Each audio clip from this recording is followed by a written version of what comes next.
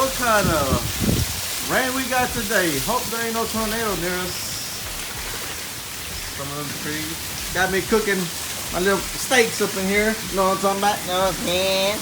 Got it going on. Got some boudin to go with it. Oh, wow. I had to bring my pit all the way down there inside my back door. I'm cooking down there inside my back door.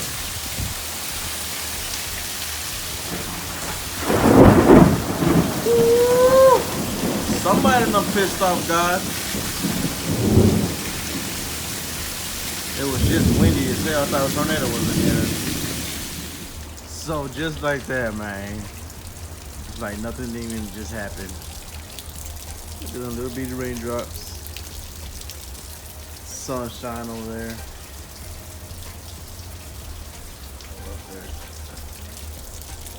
No! What a shame, what a shame, what a shame. Let's open up the Brickman. See what I got going on. Ooh, damn. A little bit of steak. Some chili torreos over the grill. I like to bring them to a nice little toasty. Cut them up nice and dice them. Some tomatoes. Cut the avocado up as well, nice and diced. And make yourself a little onion avocado dip. Stay tuned, baby. It's just the beginning. Stay true.